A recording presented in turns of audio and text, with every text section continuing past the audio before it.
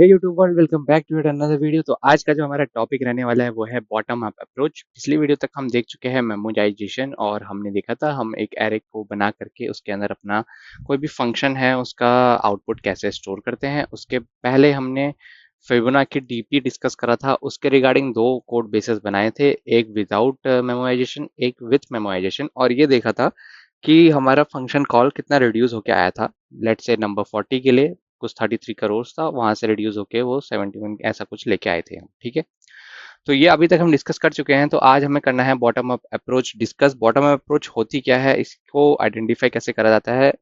तो in simple term अगर तुमको गुरु मंत्र दूं इसका, तो ये है कि अगर डायनेमिक प्रोग्रामिंग डीपी की बात करी जाए ना, डायनेमिक प्रोग्रामिंग को अगर तुम आइटरेटिवली सॉल्व कर देते हो, ITERATEVELY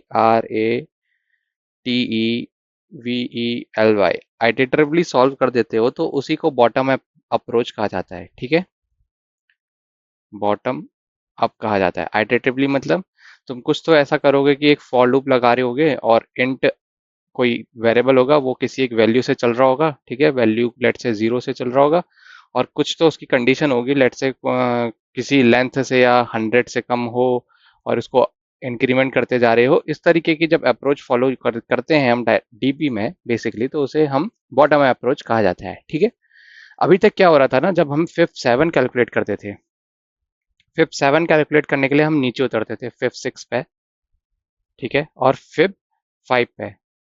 इस तरीके से हम कैलकुलेशन हमारा चलता था। ठीक है, अभी क्या करेंगे हम, शुरुआत से ही फिफ्थ 1 फिफ्थ 2 फिफ्थ 3 कैलकुलेट करेंगे। अगर फिफ्थ 7 कैलकुलेट करना है तो सबसे पहले हम क्या शुरू कहाँ से करेंगे, हम करेंगे फिफ्थ 0 से फिफ्थ 1 से। ठीक है, ऐसा कैलकुलेट करेंगे।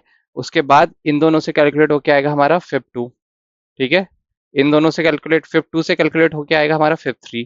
इस तरीके से हम उल्टा डायरेक्शन में चलेंगे। ठीक है, फिफ्थ 7 से नहीं उतरेंगे, हम फिफ्थ 1 फिफ्थ 0 से कैलकुलेट करते रहेंगे। तो जब इस टाइप की कोडिंग अप्रोच तुम फॉलो करते हो, तो उसी को बॉटम अप कहा जाता है। तो इस स्टेट में हम ऐसा कैसे कर सकते हैं, तो हम ऑलरेडी डिस्कस कर चुके थे एक अपना मेथड जिसका नाम था फिब, जो एक इंटीजर वैल्यू एक्सेप्ट करता है। ठीक है, तो इसकी एल्गोरिथम दे देता हूँ तुम्हें। तुम क्या करोगे, पहले एक यहाँ पे एक एरे बनाएंगे। ठीक है, एक एरे बनाएंगे और उसमें कुछ वैल्यू स्टोर करेंगे और उसका साइज बनाएंगे। ठीक है, फिब एरे का नाम अगर मैं फिब लिस्ट दूंगा, अगर लेट से फिब लिस्ट मैंने एरे का नाम दिया है, तो फिब लिस्ट 0 पे और फिब लिस्ट 1 पे कुछ एक वैल्यू डाल दूंगा मैं। ठीक है, इस तरीके से 0 पे 0 डालूंगा, 1 पे 1 डाल दूंगा, ऐसे करके डाल दूंगा। अब क्या करूंगा, वही जो मैंने बताया था, अपना फॉर लूप लगाएंगे। ठीक है, तो फॉर लूप लगाएंगे तो कहाँ से कहाँ तक जाएगा फॉर लूप। देखो, इंटीजर की लिस्ट की जो पहले दो इंडेक्स हैं वो तो भर चुके हैं, इसका मतलब इंडेक्स थर्ड से शुरू करना है। 0 और 1 भर चुका है, तो इंडेक्स 2 से शुरू करेंगे, index I equal to 2। Third index इसलिए है क्योंकि जीरो बेस्ड इंडेक्सिंग में इसको थर्ड ही कहोगे, 1 2 3। ठीक है, और जीरो बेस में इसको इंडेक्स 2 बोला जाएगा। और कहाँ तक जाएगा, I should be less than equal to N, जो भी तुम्हें ये एन गिवन है किस नंबर का निकालना है। ठीक है, और इंक्रीमेंट करते रहोगे आई प्लस प्लस। अच्छा, इंक्रीमेंट करोगे तो करोगे क्या, उसके बाद जो तुम्हारी फिब लिस्ट होगी ना, उसमें इस वैल्यू को डालते जाओगे, जो तुम्हारा बेसिकली ये जो इन ये है आई, इसमें इसको डालते जाओगे। कैसे डालोगे, डालने का तरीका वही होगा, फिब लिस्ट की क्या लोगे, पहली वैल्यू i-1 और प्लस फिब लिस्ट i-2।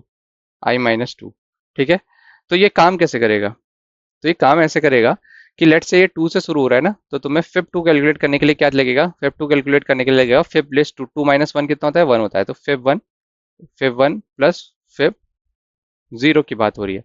तो फिब 1 और फिब 0 हमने ऑलरेडी यहाँ पे डिफाइन करा हुआ है, 0 प्लस 1। ठीक है, तो इस तरीके से कैलकुलेट होते रहेगा और आते जाएगा यहाँ पे। इस तरीके से इसको हम सॉल्व करते जाएंगे, और लास्ट में क्या करेंगे, रिटर्न रिटर्न करवा देंगे फिब लिस्ट। ठीक है, फिब लिस्ट को लास्ट में रिटर्न करवा देंगे। तो यही काम था इसका, पूरा पूरा अप्रोच यही रहेगी इसकी। और कोडिंग का जो होता है इसका पूरा यही रहेगा, अगर तुम इसको देखोगे अपनी कोडिंग लैंग्वेज में। ठीक है, तो यही इंटीजर रहेगा, एरे लिस्ट बनेगी, और उसके बाद ये इनिशियलाइजेशन रहेगा, और फॉर लूप लगा के रिटर्न करा दोगे एन जो भी तुम्हें नंबर चाहिए। तो ये होती है तुम्हारी बॉटम अप अप्रोच। तो डायनामिक प्रोग्रामिंग में अगर तुम कोई भी डीबी की प्रॉब्लम सॉल्व करते हो आइटरेटिवली, तो उसे कहा जाता है बॉटम अप अप्रोच। ठीक है, तो आज का वीडियो यहीं तक था। वीडियो पसंद आएगा तो लाइक से सब्सक्राइब जरूर करना, और मिलने कोई क्वेश्चन होगा तो कमेंट सेक्शन में आके मुझे जरूर बताना। ठीक है, अगली वीडियो में मिलेंगे।